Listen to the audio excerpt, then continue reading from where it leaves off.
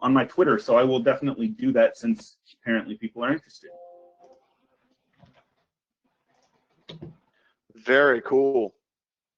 All righty. I'm going to So, Danny, make a presenter. I'm making a presenter right now. Oh, winning. Well, there you go. That's what I was getting ready to do, but rock on, man. Coming. Beat me. Well, we can hang out together. That's good. Hey. How goes it? What up? How's everything? It's weird to see you presenting in less than a 24-hour marathon. So. Right? This is like 40 minutes. This is like me waking up in the morning. Exactly. No, man. Like, thanks for, and I can't say how comforting it is to hear the first two voices I hear be John Strand and Jake Williams. Hey, no joke. Yeah, this is a good thing.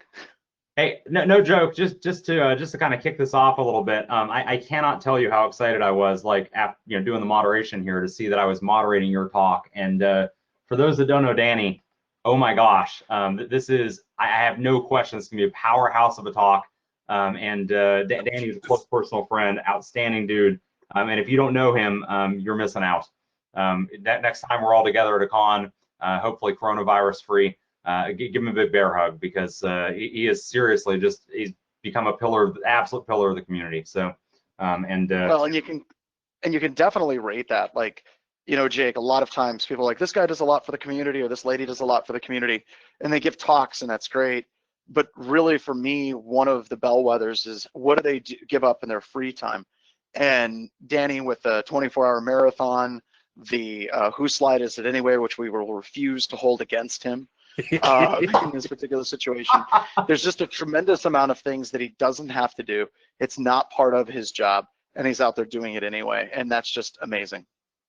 Oh yeah, Hacker Game Show at ShmooCon was another big one with Lentile. I cannot say enough good things about this dude. So you guys are gonna make me cry. Stop it. Oh, that's our goal. That's what we do. And you're completely overselling my talk. I wrote this last. But cool. Those are the best talk. Yeah, it's kind of slide barren. I'm just gonna be really riffing. I don't have anything written, so I'm gonna talk about the two things that I know the best right now. And let me know. Want me to start now? Yeah. Let's go ahead and let's kick this thing off. We're recording. Right. Let's do it. I think everyone's cool with us about that. Definitely. Yeah. Can you guys see my screen? Indeed, it's full screen. You're set. Yeah. All right. Let's rock this. Well, welcome to the party, pals. My name is Danny Akotski. You guys can follow me at Akotski on Twitter. After the amazingly overblown intro, I don't know if I can live up to that, but I'm sure gonna try.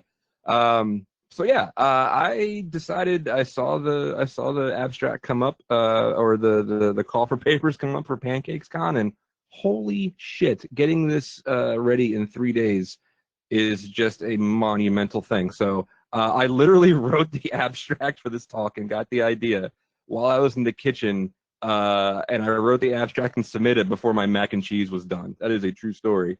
Hunched over, trying to type on my phone while my cat's butt is like going back and forth in front of me. So hopefully it's something interesting for any threat hunters in the chat, people that are watching. If you are the David Biancos of the world, if you're the Paul Melsons of the world, this stuff is going to seem really rudimentary. But for those who have no idea about it, I really geared the first half of this talk for people that might be looking to get into the industry, and you have so many different options. You have you might just want to break stuff and be the bad guy and be a filthy red teamer like John Strand or Jake Williams. Then you'll want to do red team and study those kinds of things. But some of us, like, I fell into threat hunting by complete accident. I started working at Mandiant and just it must have been like karmic lottery that the first person that I ever worked for was David Bianco, who is, if you haven't followed him, if you are interested in threat hunting, he is the guy. Like, he's the dude. He's who you want to follow. And I'll show a couple of his slide decks, which I now owe him residual money for, but that's all right. So, and then that's just kind of, I fell into that whole defensive end of the business and just stayed in. At a certain point, I was like, maybe I want to try something new, but really this is what I'm good at, and this is what I've done for the past 8 years. So I figured I would give those of you who are at kind of that crossroads or that entry point into your careers an idea of like, do I really want to do this? Like, what's involved in it? How do I do this on my own, right? A big portion of this first 20 minutes is how do I do this on my own at home? Especially because all of us are on lockdown now, not going into offices. Maybe you're in the middle of looking for a job and you're like, well, shit, now what do I do? How do I practice this? What kinds of concepts do I need? I have the general overview, as much as I can cover in 20 minutes. After that, once you get good, right? Or even, not even after you get good, even after you are just hunting and pecking and guessing and cursing, maybe you want to tell other people about it. I am a huge proponent of writing blogs, making content. John mentioned my 24-hour streams, which is basically the Twitch equivalent of a stunt hack, of being up forever and doing. It started out as 24 hours of Hack the Box, and I know nothing. Like, so I'm a blue teamer, so let me mess with this. Once you learn all of these things, how do you share it, right? And I think now more than ever, it's drastically increased the need for communication, especially video communication. People learn differently. People might like to just read things, or they need a face, preferably not my face, but maybe somebody better looking, like Leslie, to teach them things. So Twitch streaming has been exponentially valuable for me and to the people who I want to relay that information to. But anyway, again, this is what happens when I don't write anything for my talk. I just pontificate. So we're going to do a little bit of intro to threat hunting and streaming on twitch.tv. So let's get started on the hunt portion. Literally threw these things together last night. So I threw this with a random Microsoft template. I want anybody who's watching this, Mad Lib what this timeline might be about, at me on Twitter, at Diakotsky, with your best caption, and the winning caption gets a free year of Hack the Box VIP from me, just because I thought that would be fun. So what do you think this timeline is actually showing? I'll leave that up for a couple seconds. At Diakotsky, impress me, and you'll get to you'll get to break stuff on Hack the Box for a whole year on me. So what is threat hunting, right? Everybody asks that question. It was the marketing du jour for such a long time. It was in every vendor email that you got, and everybody has a different definition, right? Everybody's going to give you their different opinion of what threat hunting is, and they're going to say it over and over and over again. And I hear it, and I don't care. There's so many different definitions. Like, everybody is like, some people lean heavily towards it just means host, right? You're only hunting on the endpoint, and that's all that matters. Network doesn't matter. It's amazing still in this day and age how many people kind of shove aside the whole networking end of things. Or they have, hunting is just bug hunting. It's just, doing stuff for HackerOne. It's everybody's got a different definition, and it's such a pain in the ass conversation to have, because a lot of smart people are having it, and they all have different ways of describing it. I describe it very, very simply. And funny enough, I run a Slack room, and I have a bot. And a bot, every time somebody asks somebody to define threat hunting, it just says GTFO. So that's how much we hate this question. I will boil it down very, very simply, right? Finding ways for evil to do evil things. But even that doesn't do it justice, because that will say that you're always going to find evil when you're hunting for threats. And that's not always the case, right? Sometimes it's just going to be, hold on, I have my timer on my other laptop, and now open up, God damn it. It's not always going to be evil, right? You're not always hunting for, looking for that big red flag waving, right? You're not always going to find evil. There are so many other benefits to this. It's getting to know your network, right? It's getting to figure out stuff that's there that you've never even seen before. I did a lot of gigs when I was a consultant at Mandiant, of people finding out like developer workstations that were live on the internet that some dev just spun up because, you know, we all know developers are always super into security and consider that before they stick a machine on the internet. And this is one of those byproducts, right? You can really get to know your network. You can really get to, because you don't know what you're defending if you don't know what's out there. And you don't know what's important if you don't know what's out there. We talk in the threat hunting space a lot about finding those crown jewels, right? Finding those things that are really important to you. So, man, I have talked a lot already. Really boils down to the holy trinity of what to do with threat hunting, right? You need your data, right? You need the stuff coming in, you need somewhere to put it, and you need some way to look at it, right? Those are as basic as I can put that down. Those are your three absolute requirements, right? You need something to look at it. You need some kind of storage, whether that be something like a Hadoop cluster or just getting logs forwarded into Splunk, and then they all sit there, and then some way to look at, some way to analyze it, and just figure out what's going on.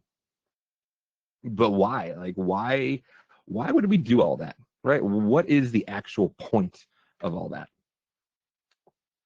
To talk about that, we have to talk about what do you even look for, right? I mentioned I owe David Bianco residuals every time I use these. You'll see in the upper left the threat hunting loop created by David when he was at Squirrel, and his always timeless pyramid of pain, right? These will kind of get your brain working of why you do these kinds of things. And even for me, I've been doing this for, man, like I said, about 8 years now, security proper, and I can still sit down in front of my console and say, well, and you know, we'll get a new client, and I'll be like, all right, well, now what? I still do that. I still do that after 8 years because every data set is going to be different. So you can't rely on just knowing, or you can't rely on just, this is super important, and I don't want to understate this for anybody, because the point of this first half of this conversation is to drive the point home for people that are just getting into this, right? No matter how far you go in this, and I just realized this in like the past year, because I always beat myself up for not knowing every little thing and not knowing every little eventuality and knowing every threat and iteration of this, that, and the other thing. It's not about knowing that stuff. It's about asking questions. That's the big dirty secret. If you can ask a question, one question leads to another and to another. It's like going on it's like being on YouTube, right? We're all home now. We're all freaked out and we're all finding stuff to do. And you go down those like YouTube holes or those Wikipedia holes. We've all done that. Hunting is the same thing. It is asking one question. And that usually starts with like, what data do I have? And then you look at it and you say, oh, I have some HTTP logs coming in, or I have DNS logs coming in. Cool. Let me just look at it and just ask questions. One of the things that I love to do when I write a lot. I luckily I get to give a lot of talks and do a lot of blogs and things like that. And when I am stuck, absolutely stuck, happens more often than you think, of trying to figure out what to write. Like, I just do stream of consciousness, and it is literally me typing in Sublime Text. I have no effing idea what I'm doing. I don't know how I'm going to write about this. What even matters about this thing? Well, it's literally a conversation with myself. Well, this thing might matter, and this thing might be cool. And before I know it, just typing out that stream of ranting, like rantings of a post-burnout psycho, which is literally the banner on my blog site. And then eventually, I start getting somewhere, and I start thinking, and then I start pivoting, and I start going back into my tool. So it all starts with asking those questions, right? So threat hunting loop, and we'll just kind of, it really boils all that down into create a hypothesis, use some tools, uncover patterns, right? This is what this is all about. And I got to move along really quick. So how do you do that, right? How do you do that from home? How do you learn this stuff? Elk, Elk Stash, this is just one of many things, right? People will say, I like this thing and I like this thing. This is for those just getting into this, right? Go look up Elk Stash. It has everything. It has where to get, you have to supply your own data, right? And I'll get to that in a second. But somewhere to put it, Log Stash, right? Some way to look at it, Kibana, and some way to manipulate it, Elasticsearch. Elk is a talk in and of itself, 100 talks in and of itself. But I can give you one piece of advice. Here's somewhere to start, right? Be on your own network. Actually, I'm getting ahead of myself. First, let me get to one of the very specific versions of Elk, which is Helk. If you, as much as I told you to follow David Bianco, follow Cyber War Dog. This dude is insanely smart. He created Helk, and not a lot of people know about it. If you're in the industry, you've known about this for a while, but if you haven't played with it, go do it. It has everything where you can put everything into Logstash, search it in Kibana, get stuff out of like a Hadoop cluster, and it has access to Jupyter Notebook. Like, that's awesome. Jupyter Notebook, for anybody who codes, knows what that is. It's just somewhere to put notes, and it's great for coding in Python and things like that. So that is Elk and Helk are awesome ways to get started with this. I'm gonna have to skip this demo, even though I really loved that. I love that graphic. But if anybody actually wants a demo some other time, just hit me up. I was going to show a little bit of what we do at work, but suffice it to say, ending this first 15-20 minutes of this, cool. I threw a bunch at you just now, mostly about how to think about getting this started, but now you need your own little infrastructure to do this, right? Like, if you're at home and you're just getting started, so what do you do now? One of my very dearest friends, Tony Robinson, he's at DA667 on Twitter, wrote this phenomenal book. It is also phenomenally huge. So if you need to like even out the corner of your house because it's tilting, this book will do it. But get two of them. He wrote a very good book called Building Virtual Machine Labs. This literally gives you every single thing you need to create a virtual lab environment, because it's super easy now when you have things like VMware, and being able to, and then you create it in AWS for all I care. Wherever you can create it, this is really going to help you do that. So to wrap up that part of this talk, man, I can't believe how quickly 20 minutes went. Blue teaming tactics, threat hunting tactics, all start with asking questions of your data. And the better that you know that data, the more higher fidelity questions you will ask. And then you're going to be like, well, I can't see this thing. How do I see this? That is a genius question that enterprises still ask themselves when they start doing these kinds of low-level basic techniques of, well, shit, I can't see that. How do I see that? All right, now I know this person owns that data, and now you go into the super weeds of, now I need buy-in from who owns that data, and now we need some infrastructure to get that data into a centralized thing. See, I asked one question, and I'm already like 7 layers deep. So TLDR is get a book like Tony's, look at the labs, and I swear, I didn't write it up yet, but anybody who has questions about how to do this, I can rattle off 100 different resources for you. So I just want you to get the concept in your heads of blue teaming and hunting and being on defense. It's all about asking questions. We can all ask questions. Don't worry about knowing everything. All right, so now you can hunt. You're all experts, right? So now, what do you do with that information? Just like in that hunting loop, you have to. It is an iterative process. You ask those questions, you find those things out. Well, now what do? You teach it to somebody else, and you don't even have to be an expert on it to know it. We love to see success stories, right? We all love to see people getting it done and at high levels. What I like the most is fail stories. I love when people come out and say, here is how I royally screwed this up, right? Or here is how I am struggling. The easiest and yet the hardest thing for us to say is, I don't know, right? Especially because we are all surrounded by seriously smart people, right? And a lot of times, one of the things I love saying the most is, we only see other people's highlights, right? We see people's highlight reels. We don't see the messy ways that we got there. So how do we do that? We communicate it and we intro. This will be an intro to streaming on Twitch, right? To communicate now, more important than ever. So actually, before I do this, I'm just going to load up my OBS and I'm going to show you exactly what I am talking about. John, Jake, how we doing, man? I'm good? Yeah, I can see you.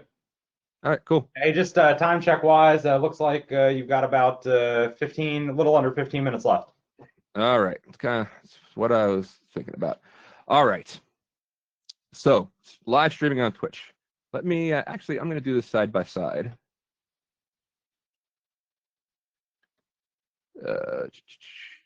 Can get rid of this. And all right. So there are a lot of ways to live stream out there, right? And actually, I will put a link somewhere. I got to find it really quick. There is an incredible series on OBS, a video series, and I'll shoot the link after this. I don't want to waste time finding it, but it's a video series on OBS, and it gets you started from the very beginning to the very advanced stages. It's like at least 30 videos, I think. So you need software and you need hardware, right? The software, I highly recommend if you have a Windows machine to get Streamlabs OBS. OBS is, I guess, in theory, a little bit like Linux. There's a couple different flavors. OBS has their version, which runs on Mac, and it's good. It works. I ran OBS on Mac for a very long time. OBS stands for Open Broadcasting System. But it's kind of buggy. Sometimes it crashes and sucks a little bit. So if you can get Windows, I highly recommend Streamlabs OBS because it integrates directly with Streamlabs, which is where you get widgets and stuff, and that's a more detailed talk. A Twitch account, so go to twitch.tv. While it's mainly created for gamers and things like that, I have found it incredibly fun, incredibly useful because of its chat function mostly. And to just go live, and all you need to do in Streamlabs OBS is you have a streaming key that you get from your Twitch account. You put the key in OBS, and I literally just hit go live, and this will come up. I'll actually put my main screen on. And if you're gonna have a panel, like John and Jake know, I like to do a lot of panel things. I use Zoom, and it's never failed me yet. I actually have the Pro Zoom account that lets you have like up to 150 people and stream unlimited for unlimited time, or have a meeting for unlimited time. If you have the basic free tier, you can do, I think, up to simultaneously 3 people for 40 minutes at a time. But even the Pro Zoom account, it's like $10 a month, right? It's really not that bad. So I'll take you a little bit through OBS really quick. OBS is great. Is there a chance you can zoom in like with a magnifier tool? I don't know. Where's the magnifier tool? Okay, well, never mind. I'll just rock on. We can zoom in the video. You're rock on. Cool deal. Thanks. What for the text or for the OBS? Just in general, it's a little bit. You've got a super like wide screen there, so it's kind of small. Oh yeah, a couple of people asking about it. That's all. Oh, good. All right. No, don't worry. So OBS, I'll just expand this for a minute. OBS it works on sources, right? So I have a main scene. This is like a really basic one that I have. My webcam's supposed to be in here, but it's being used right now. This all seems very like, oh my God, there's so much crap here. It's really not that bad. You function on different scenes. Like I have a loading scene, I have a closing scene, and you can make all these different scenes. And then they are comprised of sources. So I have a border source, which gets highlighted right here. I have a camera source, which would be somewhere in here, somewhere. And then you can have different text sources. So these function on these graphics are what's called Twitch Twitch overlays, and you can, if you subscribe to Streamlabs, which is like $10, I don't get money from them, so it's just, I'm just telling you information.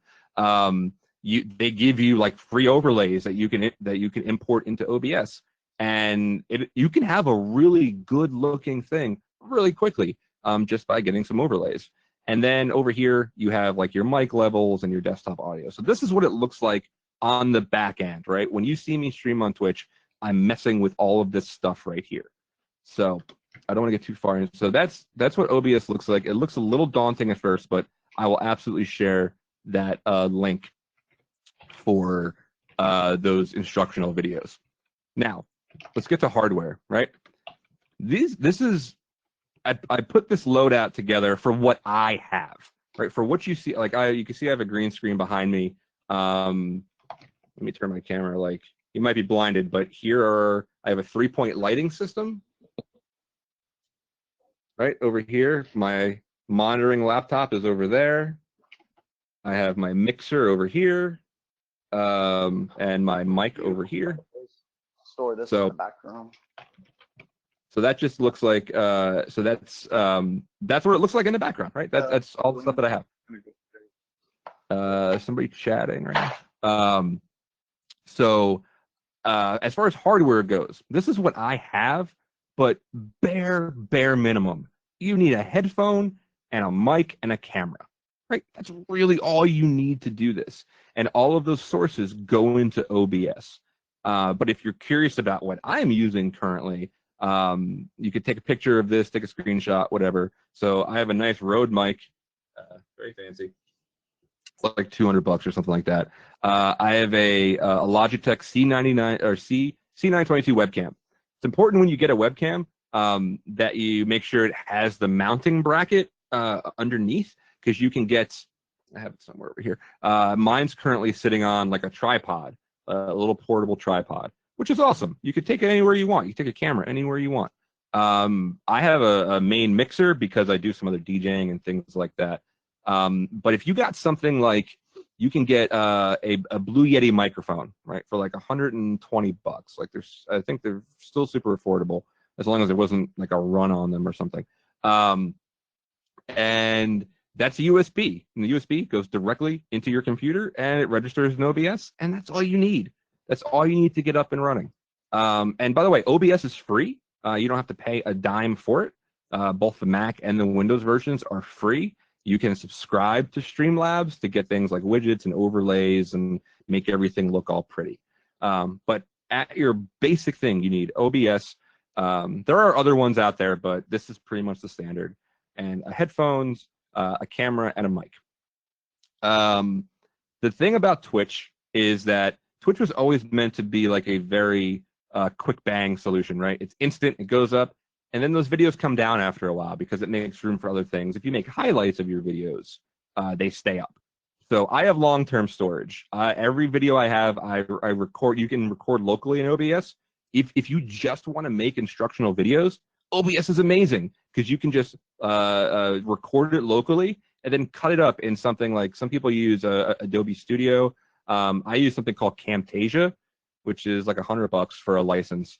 But you can also get like Adobe Studio for a subscription of $20 a month or something like that. So I put all my long-term ones up on Vimeo.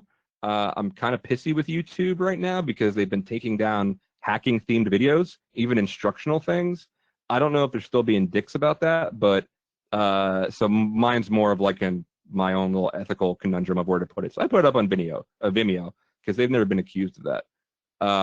YouTube straight up does it. So just something to be aware of.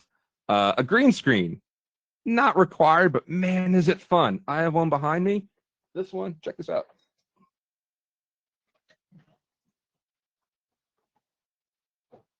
It goes down into its own little carrying case thing. That thing is awesome. That was like $100.